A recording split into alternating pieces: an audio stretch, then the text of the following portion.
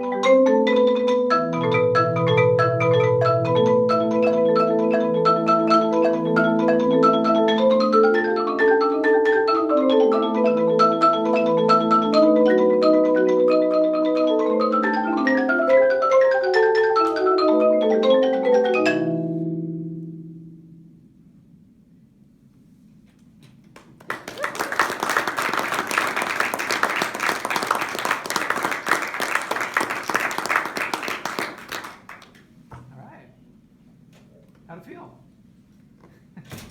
Gabe doesn't look so sure. Good job, guys. Good job. Yeah, how much time do we have? We have 9 minutes. Okay, cool. Let's talk about energy.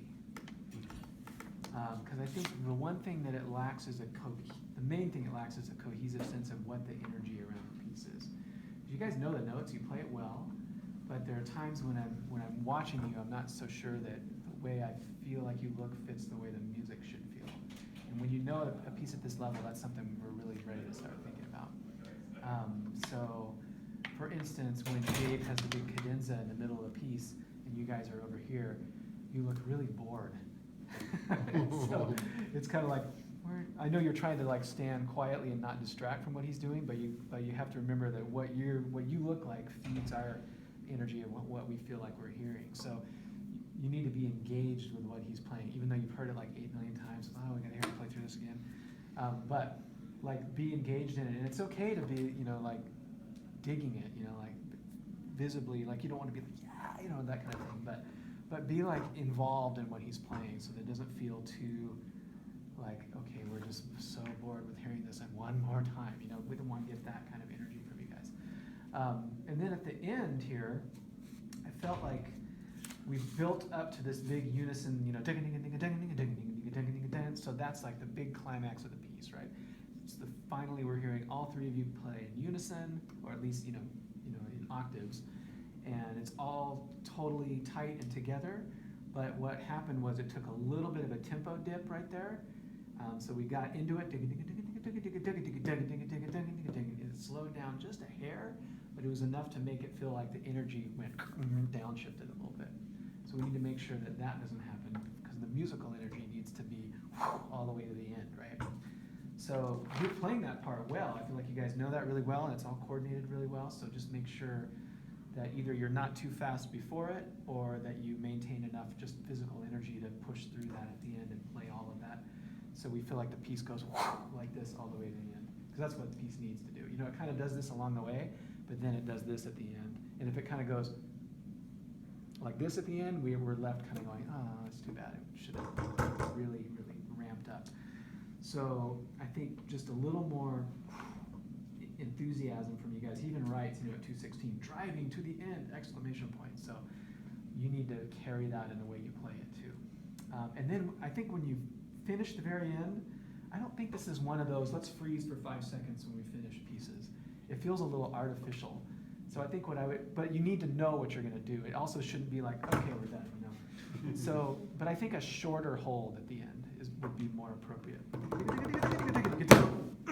We're done, like just a release together, but that kind of fits the energy. It's a short note at the end.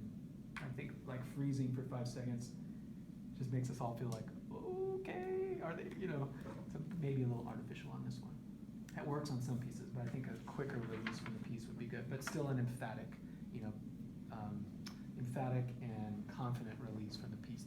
Yeah, we nailed it kind of thing. You did, we nailed it. I thought, energy could have been a little bit more, but the playing was great. There's a couple places, and I hope you don't mind, I just penciled on your score. So for instance, when you get to the, you guys are all doing this, and then you go and you get to all that, it's supposed to drop down really soft, right? When you're playing the melody, just the roll, and you guys are that should get really soft. It's written piano with the melody at mezzo piano. And then it kind of crescendos again, and then at 191, same thing, but one level higher, accompaniment, mezzo piano, melody, mezzo forte. This is really the only time you get to be the melody in the piece, right? So we want to make sure we hear Jackson, right? Yep. Jackson is the melody, and you guys is the accompaniment, but everything much softer. And that'll just make the listeners all go, you know, and then what? It's soft again, you know, and then it explodes to the end. But those softer dynamics, everywhere where he writes softer dynamics, I would revisit that stuff and just, because you guys play with some dynamic range, but it's mostly like middle loud to loud. And I think it needs to be very soft to very loud. So your loudest can be louder, your middle stuff is fine, but the softer stuff needs to be much softer and just more contrast. Cool? Makes sense? You guys can relax, you look so serious. Ryan, the box stuff is all too loud. So it's just the nature of that box, it's kind of loud. So you might even experiment with sticking a sock inside of it or something. It might just be too loud, or just playing softer, or a combination of both. But I think it's a little too strong in contrast with the other stuff in that section. And then Gabe, I think you need harder mallets for your whole cadenza section. Yeah, we've had a few mallet difficulties. Yeah. I Few think days. the other two mallets are probably okay, but yours are too soft. Yeah. So when you're playing, you know, when you're playing very soft all by yourself, it's okay. But then whenever they're playing, you're too soft. And then when you get more articulate, it gets a little hard to hear. And you can do the one-handed roll, right? So you're doing that in the one section, independent roll. In cadenza? Yeah. Yeah. So here you can get a couple style points, which is always good. Not just for the sake of style points, but let's see. There's that one spot where you're doing a mandolin roll. Where's that? It's on a G. Oh, yeah. Oh, there it is. 4 or 5. You do that little D major arpeggiation coming up to it, and you play a G, and you go dee da do dee da do dee da. So you can, at that spot, if you want, instead of the mandolin roll, so instead of doing this and whatever that is, you can do that if you want. I think it works either way, but clearly it's a little harder at this interval than the octave, but you can think about trying that right on the end of the bar and in the center of the bar if you want. Make sure when you're doing all this cadenza stuff that your body language fits your motion. Sometimes there was one part I don't remember where, but you were in this middle section and you started to kind of do like a step or something, like your foot went out like this. Yeah, I was like, what's he doing with his foot? And then like you're probably getting ready to come over here, but it was like way in advance, so there was this weird like hanging out over here for a while. So one of the hardest things we have to do with the marimba is to get our, we're just not used to moving our bodies that much as, young drummers, right? We're sitting at a drum throne all the time. So that whatever you do with your body fits the music, and that you're not doing anything that looks or feels, if it feels awkward, it's gonna look awkward. And then sometimes stuff looks awkward even if you're not aware of it. So have someone watch or video record yourself so you can just see if like, did something weird with my feet there or something, so that just make sure that everything kind of fits each other. But you're playing that stuff nicely, so it's good. What else? Do you guys have any questions for me? Anything I can help with? Or are you a guitarist? No. Isn't there a Jackson Williams who's a guitarist? Am I Yes, okay? there Like is. when you said your name, I'm like, wait, isn't that guy a guitarist? His mom is his piano teacher, though. Oh, okay. Cool. I was like, and he's older, right? He's like not in high school anymore. That confused me for a second. Yeah. I think those are my main thoughts right now. I'll try to scribble some stuff on the page. And if if you have the chance to play this game, and you want some feedback, I'd be happy to listen to it sometime. We were actually wondering if we could play it. I asked you about it, doing it at a convo or like on Friday, where we're doing for like at least the grad students, if not Yeah, or studio class or something? Yeah. Yeah, that would be fun. You guys should come over and do that, definitely. Cool. All right, thank you. Here's your music.